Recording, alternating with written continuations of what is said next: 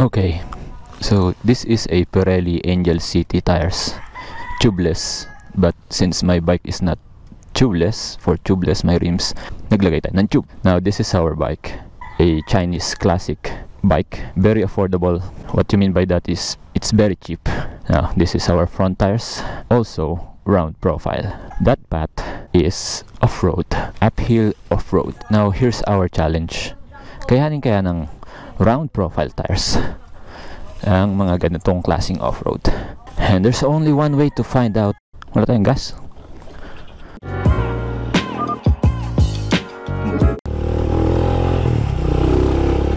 Okay, let's do this. Woo! Sanga, may sanga.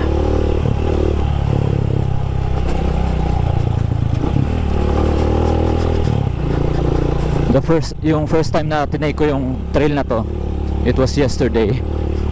And as I was reviewing the footage, I am very slow, no?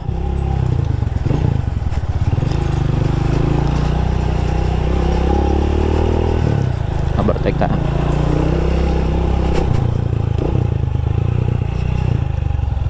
Oops.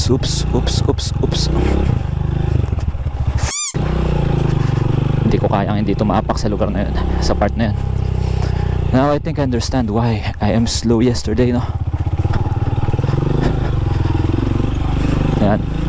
So the place, the trail, matigas naman yung lupa. Maganda dahil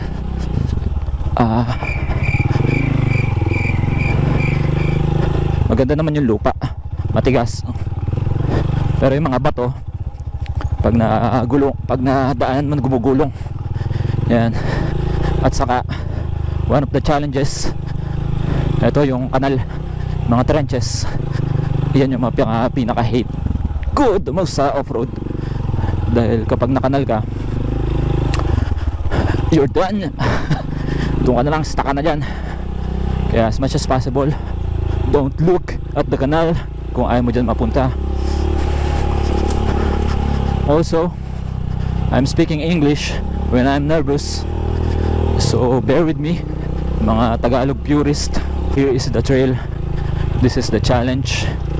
The first time I went on this trail, wala akong gears, so that might be the cause kung bakit mabagal yung pace ko. Now, stay with me. Let's conquer this hill. Let's go! Now, okay, so I cannot go fast dahil nag-i-skid yung likod ko. Now let's try to put our weight here sa harap.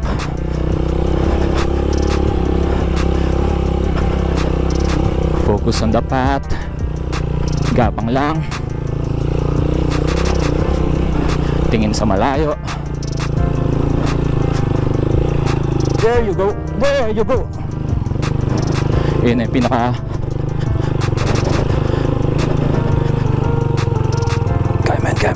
Come on.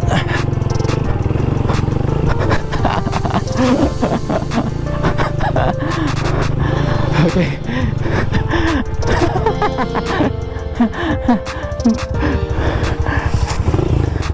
Okay, so this video is going to be a review about our Angel City. Ang dami kong skid na experience. Let's do this.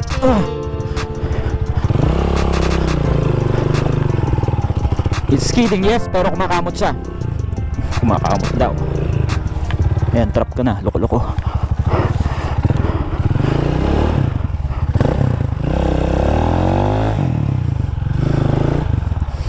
Atras muna.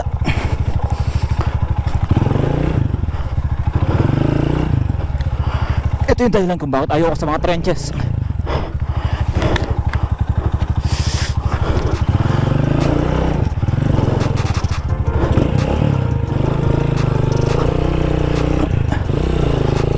At ito rin ang dahilan kung bakit gusto ko ng mga off-road, because it's challenging. Okay, let's explain something about this tires. Am I still recording? We have enough battery. So may kasabihan tayo sa Tagalog, ang di tumingin sa pinanggalingan ay hindi makakarating sa paroroonan. Isa yung kasabihan, hindi pamain. Tama. Okay ba yun? So just to show you kung gaano katarik yung lugar, yan yung mga tipong kapag nakit mo na, ayaw mo nang bumalik. Kaya idediretso natin to dito. Let's go sa go. But before that, let's review and let's explain why this could be better than a Nabi tires. Well, we could all agree naman na napakaganda ng performance nito sa road. You can go high speed at saka hindi matalbog, unlike Nabi tires. And what about this sa mga ganyang magulong, as na-experience natin doon nung natrap tayo sa trench. Although yes, round profile, kapag gumulong siya, wala na, skid all the way ka na, no? Wala ka ng traction. But look at these threads.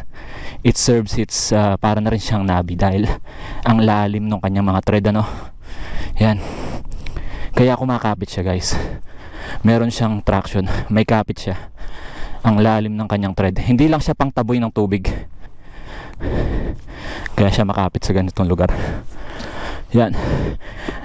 Ito yung gusto ko sa gulong na to. This is what I like about these tires. Now, sumesenyas yung aking gas. Basta may splash, pwede pa yan. Let's go. Let's continue this adventure. And just to show you, let's go. Let's do this.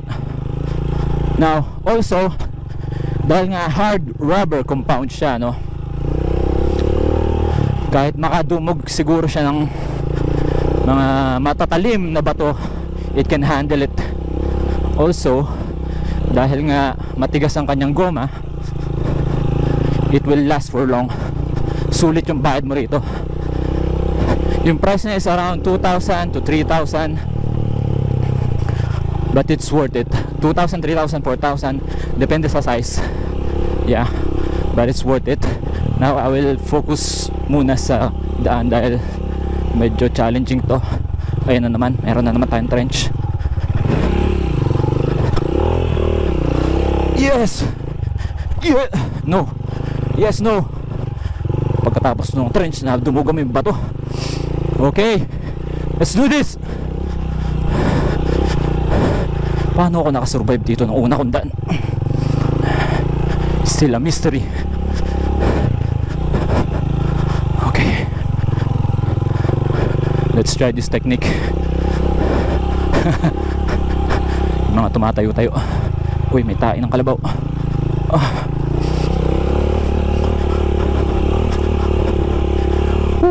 I think I understand now kung bakit yung mga dirt bike saka mga adventure bikes matataas, ano. Kasi ang hirap makita nung pupuntahan mo kung hindi mataas yung tanaw. Dito tayo sa kabila, mas kukunti yung bato. Let's go sa go. Woo! Woo! There's something fun about off-road. Woo, man! I feel so great, man. I feel so much alive, man. Sisiw lang to sa mga dirt bike sigurado. And also, this is what I like about classic bikes, because you can bring it almost anywhere. Wag nga lang sa basa, no? We can all agree na miski nga mga adventure bikes hirap sa putik. Yan. So this part mayroon ng path. Mas madali na to. Unlike kanina, we can only see the shrubs. Di natin alam kung saan yung patamaan ng mga gulong. This is so good. This is a nice, very nice experience. Now, tanawin uli natin. It is worth the stop. May mga nagbabike dito. Gandang pang picture. Wala nga lang tayong cameraman.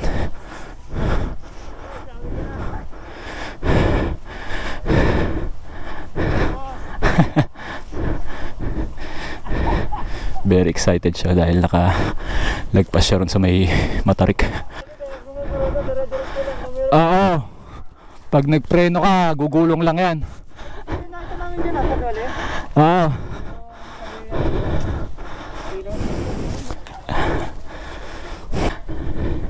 Matagal na ba itong ano, ganito? Matagal na tagal. Natagos niyo na yung tangay galing sa baranda? Baranda lang. Hindi ko pa natagos itong papias. PS ba yun? Ariada? Oo, Ariada. Sa paggagaya mo, tinagot ko yung boss, dala ko yung duro. Tatagawin sa ilog doon. Ah. Saan ang tagos? Hindi ko pa rin alam boss parang nakakatakot na pasukin. Oo, entrance pa lang ano na mapuno na.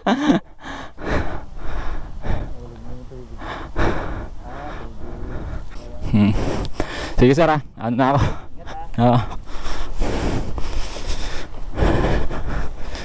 Ang gandang ano nito, ganda spot nito sa mga mahilig sa adventure guys. Limay Bataan hanggat hindi pa nasesemento. Especially sa mga naka scrambler build. Baka daigim pa kayo nitong round profile tires ko.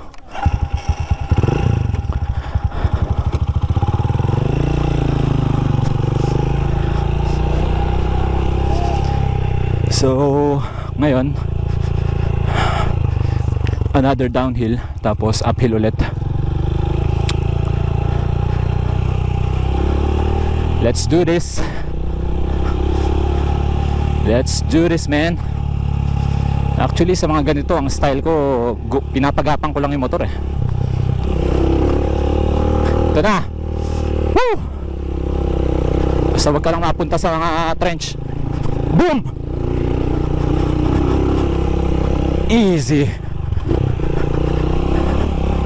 Easy breezy. Pakita lang natin kung gaano katarik. Woo!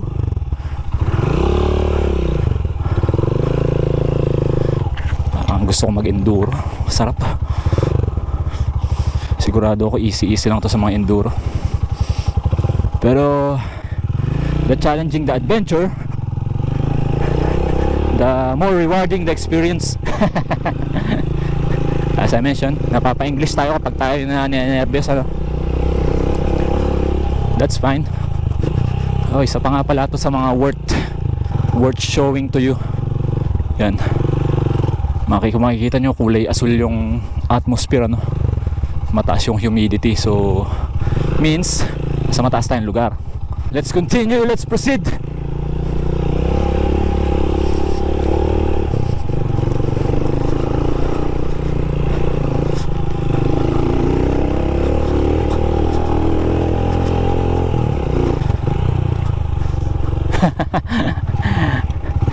I want to focus on the road I want to focus on the road.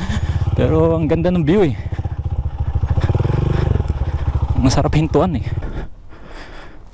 Yan. The classic 250 adventures with yours truly, Moonski Motovlog. Don't forget to subscribe guys. Panggas natin, wala tayong gaso.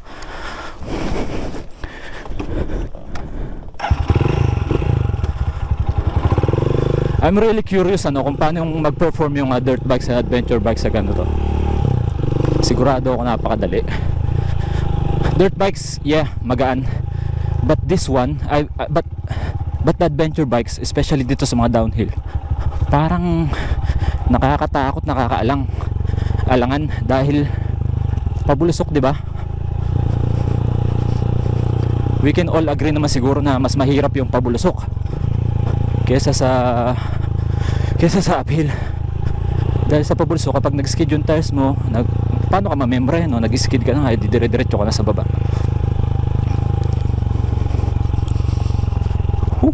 Focus on the road. Yes, I know the place is beautiful. Let's do this.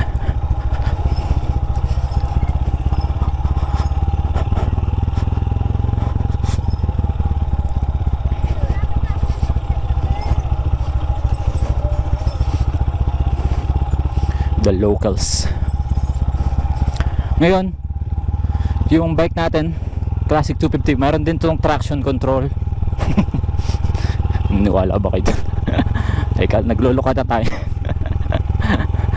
Meron tong traction control yung rider. Yan. Engine brake, saka rider skill na lang, saka paunti-unting pitik na preno. Yan, yung iniiwasan ko yung skid, ano. I don't like the feeling of drifting kasi pakiramdam mo wala kang control. Pero drifting is a very rewarding experience, no, as I describe it. Ang sarap sa feeling kapag dumudulas-dulas ka.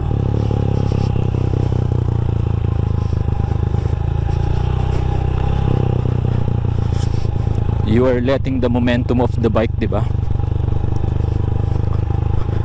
Huwag ka nga lang sesem lang, hindi masarap yun. Ito, medyo patag na rito. Hindi natin ikakat dito dahil magandang view dito.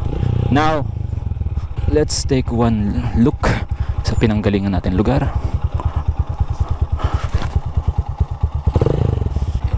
This is a beautiful place. Okay. Ang lakas ng mga nagbabike na yan. Hindi ko kakayanin ng ano yun. Shout out kay kuya, no. Oops. So this place, dahil nga alam natin, hindi ako mapagsalita, ang hirap ng daan. This place, hindi naman lahat kayang pumunta sa ganitong klaseng lugar, no. Kaya it makes the experience somewhat parang special. Pero para sa tao na yun, siguro yung nasa lubong natin, lagi na siyan dito, para sa kanya siguro normal lang ang lahat. Nothing new, right? But for us, ngayon lang tayo para sa ating mga baguhan na hindi laging nadadaan sa ganitong klaseng lugar. The experience is so cool. Gusto ko lumingon sa ibang lugar para makita yung place, pero kailangan ko mag-focus dito sa na hindi ako makakanal. Yan. So control lang, may ilang preno, pero mostly engine brake na yung ginagamit ko, ano. We survive it.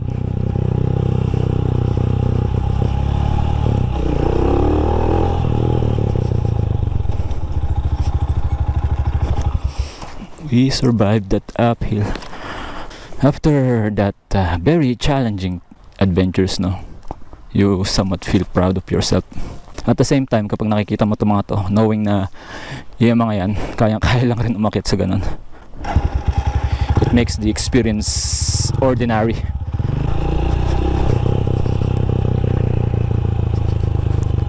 So ito yung pinang bulldozer, no, sa lugar na yan. Actually, gusto ko talaga i-showcase yung lugar dahil ang ganda niya. Challenging pero passable para sa atin, no. But I made it I made the video review na rin para sa tires, para magkaroon naman tayo ng maganda-gandang content kung gaano ka sulit itong gulong na to. It makes the bike very applicable, napaka-agile niya sa streets. And also it has the capability on going off-roads. Stiff uphill, mahirap yun, ha. Pag nag-loose traction ka na, paano ka aakyat, di ba? Kaya kailangan mo ng mga nabi tires sa ganon. But then kinaya niya. So sulit tong ano na to, sulit tong gulong na to. That's it. Thank you for watching, guys. Thank you for the support. Thank you for not skipping the ads. Thank you for liking the video, comments, all your comments, it's all appreciated. Thank you very much, guys. See you soon again. Huwag niyong kalimutang mag-comment para ma-improve natin ang ating mga video. Thank you.